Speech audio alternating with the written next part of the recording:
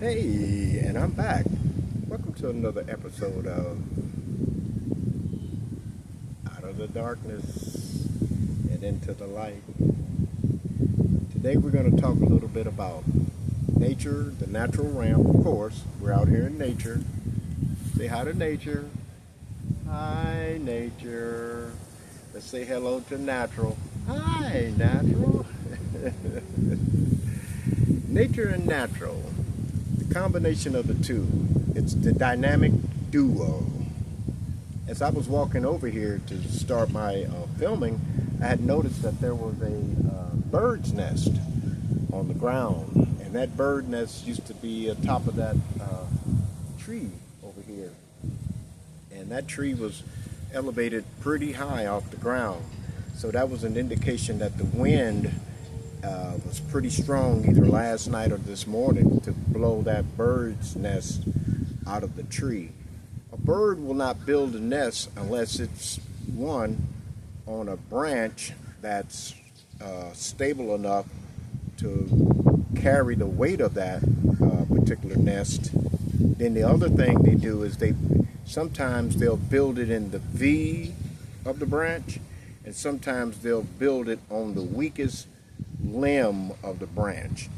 And the reason being that they're doing it on the weakest limb of the branch, I believe, is because it acts like an alarm system. So if a predator climbs up the tree and starts to go down the branch, it'll move, and the mother bird will know that there's a predator coming. Now they can sense it as well, I'm sure, but that mere fact that it's on the weakest limb of the branch. So let's say the mother bird is going out to get food for the baby bird or what have you, and she leaves the birds unattended in the nest.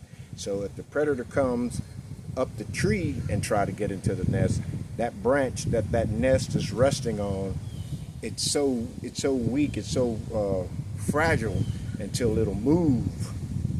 But the nest itself shouldn't move because the mother has built the nest with stability within those branches, and which gives it a secure foundation.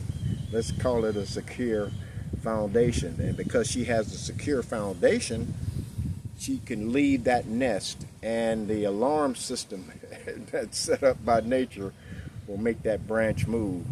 And if the predator that's trying to approach the nest is heavier than the branch that she's built the nest on, it won't support its weight. And technically it's like walking on a tightrope and someone's shaking the rope. You're not going to be able to keep your balance, and you're not going to be able to make it to the end because of the instability of the branch.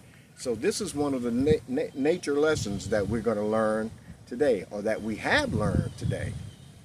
So I was shocked to see the bird's nest on the ground over there. But just like right now I'm filming and there's a slight breeze. Yesterday it was extremely windy because it rained yesterday. And that rain brought about wind as well. So we're enjoying beautiful nature. We're going to come back with another episode where I'm going to have my special guest, Sky. Yes, that's right, Sky. Just like the sky. We're going to have my special guest, Sky. And we're going to be talking a little bit about nature and loving on nature.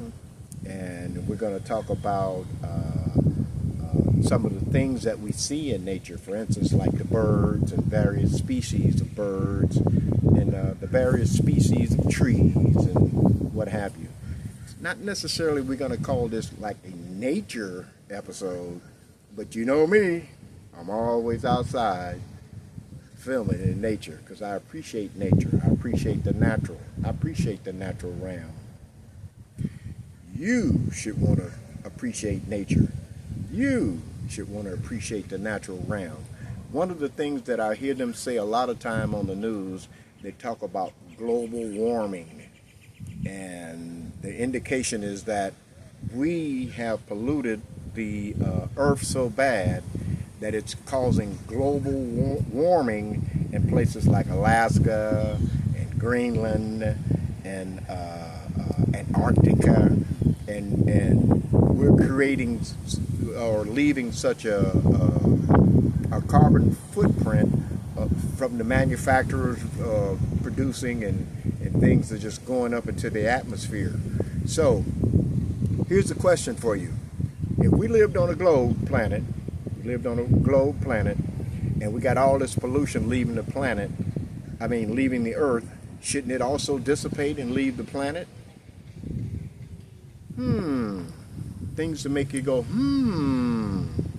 Well, in theory, it should.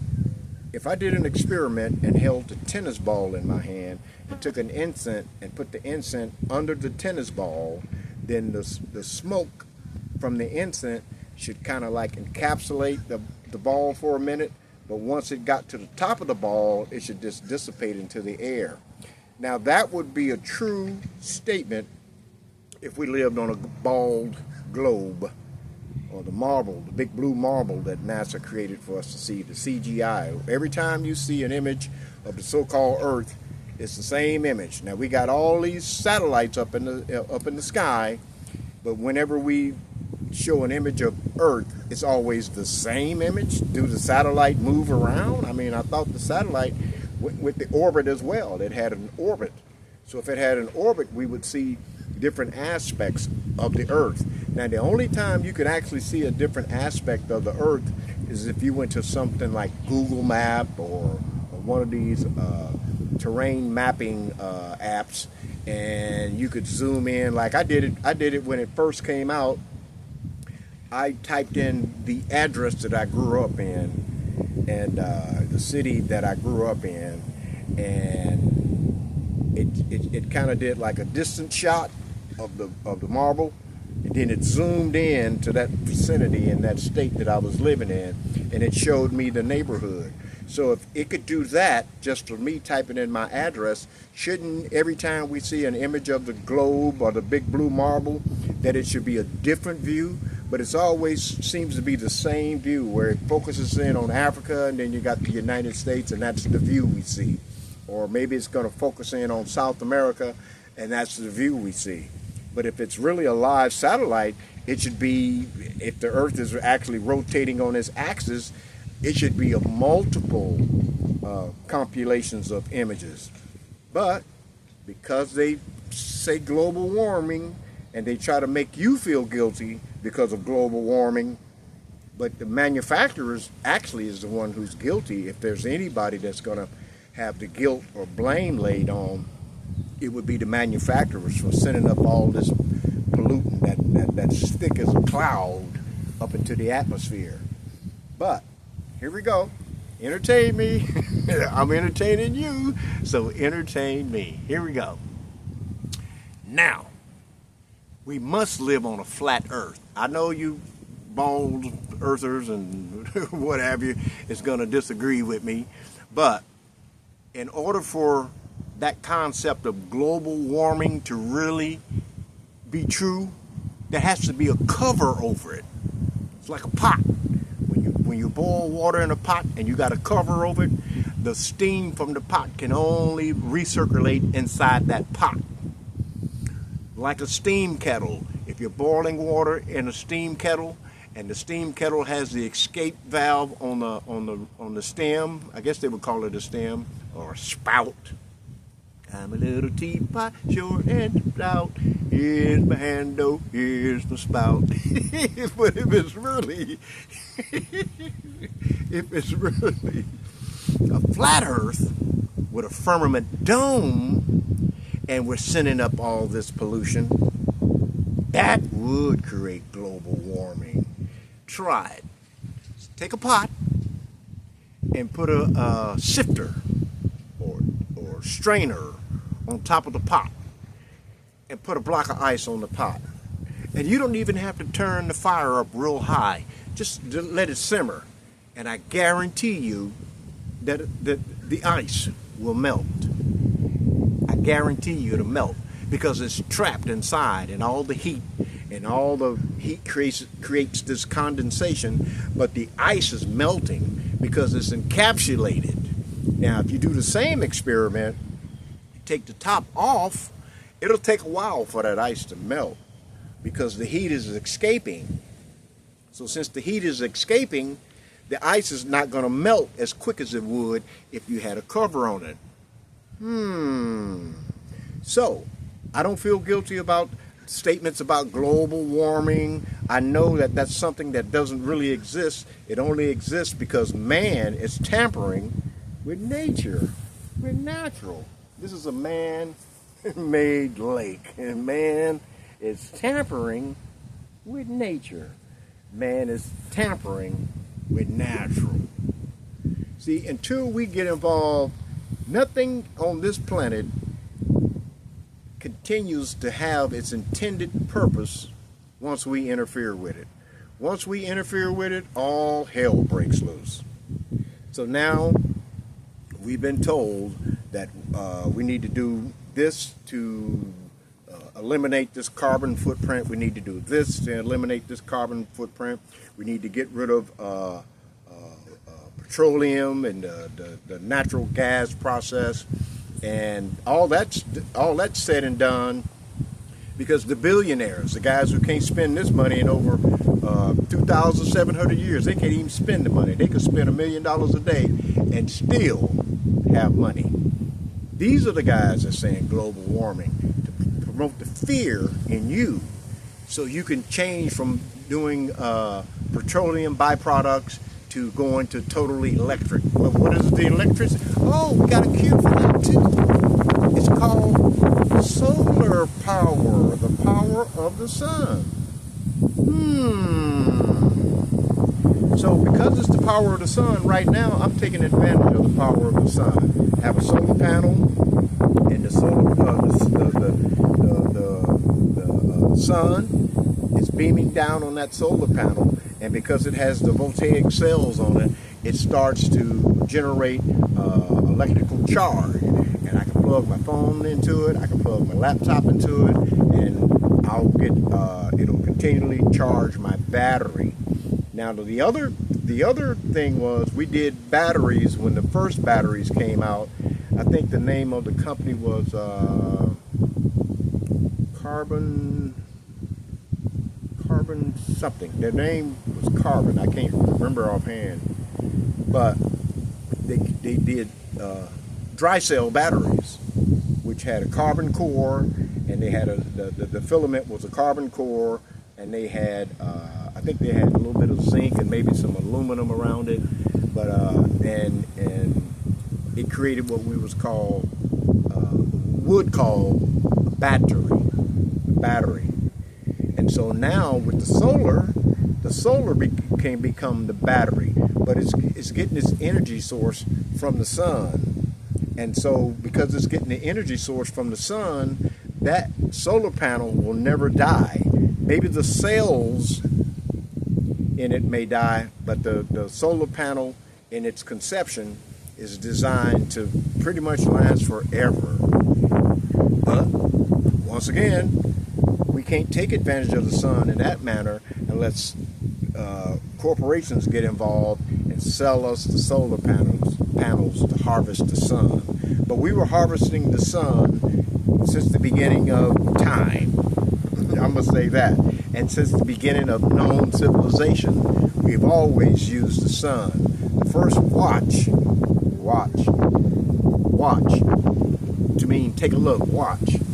The watch itself talks about the flat earth because it has a face and it has a crystal sail, and the hour hand and the minute hand and the second hand is a representation of the movement of the sun and the movement of the moon and the movement of the solar cycles, as we would say.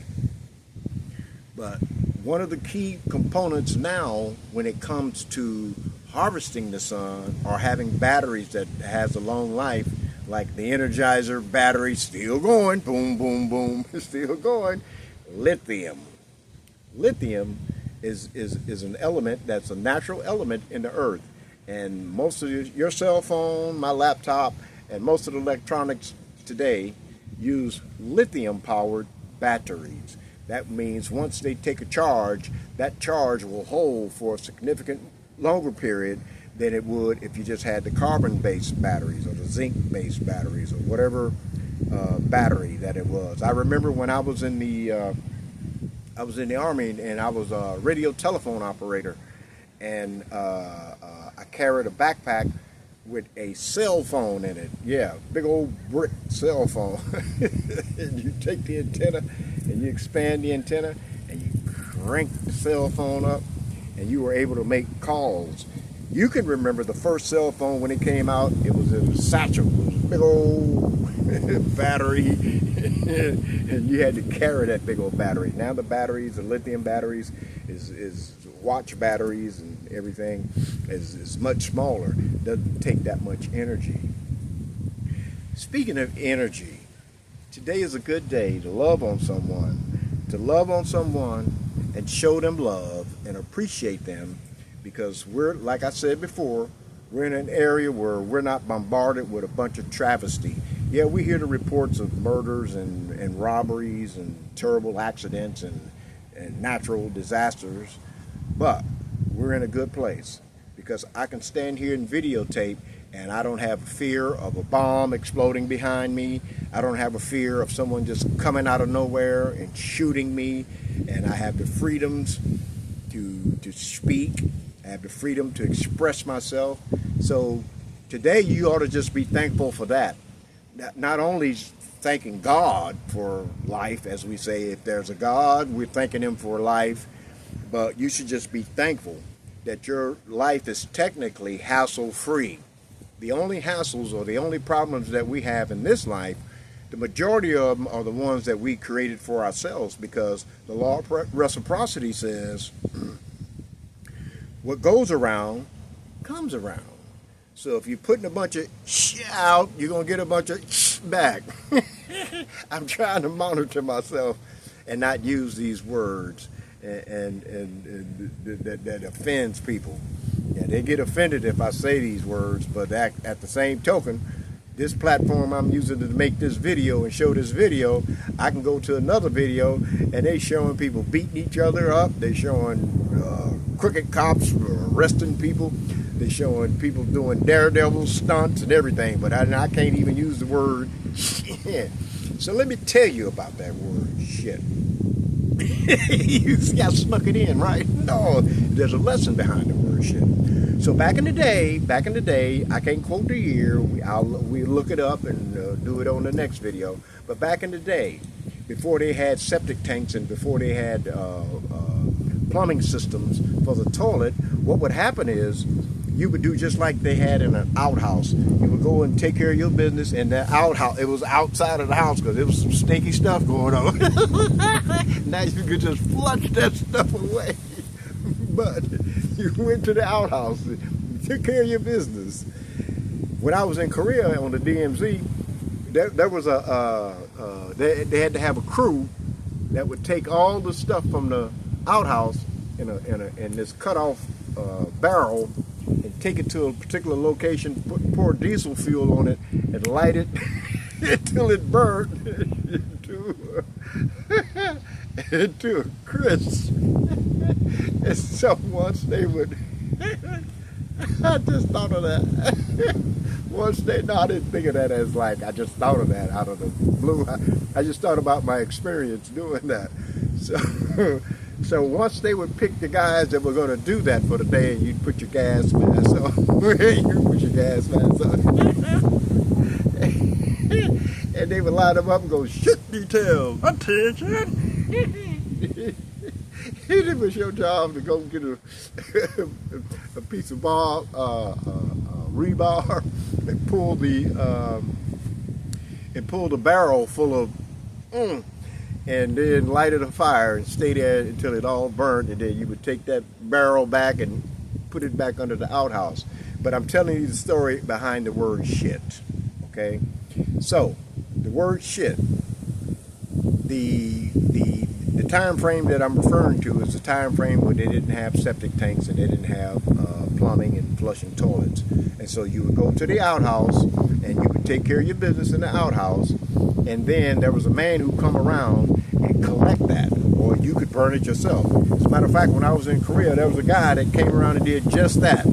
He had a truck with a tank and a pump, and he would pump all that stuff out of in the villages, not on the army base. So anyway, so what they used to do was they would gather all these containers of feces. Let's call it feces for now, and then they would put it in on a barge to take it to this particular island to dump it. And so what they were doing was, just like an oil tanker has a hull or a bottom, they would put all that stuff in the bottom of the hull of this particular barge, and then the tugboat would take it out to sea so it could be transferred onto this island. And on the island they had longshoremen who would take the crap and take it to its designated spot. And just like everything else that's perishable, it had an expiration period on it. So freshly shit off the barge wouldn't be dumped first. You'd have to dump the shit you had already on the island first, and then you would get to the next one. But in the meanwhile, while this stuff was being stationary on out there in the ocean in the hot sun, what happened was the feces would go through that process and creating this gas, and then this gas would get to the point where it was almost like an ethanol type of gas, where it would just, because of the heat, boom, blow up. So I don't know who discovered it. I don't know how they discovered it. I'm just telling you the story. And so they figured if they took the containers and put them up high on the ship and don't put none under, and that's why today I guess we see the containers coming from overseas. They're not buried in the hole. They're on top of the barge or the container ship. But anyway, they found out that if they shipped it high while it was being transported, it didn't blow up. So what they would do was they would take and spray on these containers before they're loaded on the barge, SHIT, which stood for ship high in transit. Otherwise, if you didn't ship it at a high elevation, it would blow up if you put it below deck or in the hull. So the longshoremen would be loading up the containers, and the longshoremen would be offloading the containers. And so this is the conversation that the longshoremen would have on their forklift. And they'd pull up, and one guy would say, all right, take that shit, move it over there, and put it over there. Okay, take that shit, put it over there. Then when it got to the island, the same directions was coming. All right, we want to bring in all that shit. Okay, I want you to put that shit over there because we're not through with this shit. See? We're not through with this ship high in transit material. And so now it becomes a bad word or a cursive word when a person says shit. Yeah, because they're giving you all their toxicity. They're giving you all their polluted, poisonous stinking, and it's shit. It really is. And you should ship that low so it'll just blow up. You should ship that low. So we won't have none of that shit. All right, cut the shit off. Anyway, nature, natural. Say hello to nature. Say hello to natural. And we can pray for the bird who built that nest. You say, yeah, pray for no bird. Well, we go pray for the bird anyway. We're praying that when the wind blew, that bird didn't have any eggs in that nest or any baby birds in the nest. And so the nest just blew away, see? And you don't see none of these birds asking for FEMA to come in and help them rebuild their nest. You don't see them waiting for the trucks of water to come and get them. There's nothing wrong with that. There's nothing wrong with that. We have the means and the resources to do that if someone goes through a natural disaster. I remember when I was a truck driver and I'd go to plenty warehouses that was just full of products that they had produced. And some of the pallets of that stuff had dust and cobwebs on it. and wasn't even being, it was just so much to ship out to the stores, and the demand wasn't really there for it, I guess. I don't know. But they had plenty. They had plenty. So I'm saying that to say, yeah, of course, when we have a natural disaster, it would be a good idea if we looked out for each other, because it was a natural disaster. It wasn't something created by man yet that we know. That we know. Chemtrails that we know. So it's a good thing. It's a good thing. Speaking of good things, it's a good thing that you're tuned in today, because today is such a beautiful day, and we're out here in nature, we're out here in natural, and we're just kind of discussing a little bit about what we see outside here in nature and natural. And you should get up in the mornings like me. Well, I get up too early in the morning. You guys wouldn't want to get up till the sun comes up. You'd be like the rooster. You wait till the sun come out before you get up. But I'm up, and I'm up in the wee mornings of the hours, and I'm meditating, and I'm looking outside, and I'm admiring the sky. I'm admiring the sky. I'm looking at all the stars and the star patterns that we know about. And it's just such a beautiful thing. See, that's how sharp the Creator God is. You can call him God, you can call him Allah, you can call him whatever you want to call him. He's going to answer to all those names, and he's not going to at no point in time say, hey, don't call me that. Remember, I told you before, my name is Donald. All my life I've been called Don. I answer to that. Some people will say, hey, man, I'd answer to that. My kids call me Daddy. I answer to that. My son, he changed and stopped calling me Daddy and started calling me Pops. I answer to that. My wife called me Honey. I answer to that. She called me Darling. I answer to that. She called me Sweetie. I answer to that. Sometimes they say, hey, fool. I answer to that, because I'm a fool too. But they were all talking about the same person. So let's get off of this kick about a certain name you could say to acknowledge the greatest creator and the greatest artist on the planet. See, I just called him the greatest creator and the greatest artist on the planet, and lightning bolt didn't hit me yet. This has been another episode of Out of the Darkness and Into the Light. Remember today, be positive. Try to help somebody. Try to assist somebody in any way you can. Don't go out breaking your neck so you can score points on the board. Oh, I did this here. I did that there. Don't do that. Just help somebody.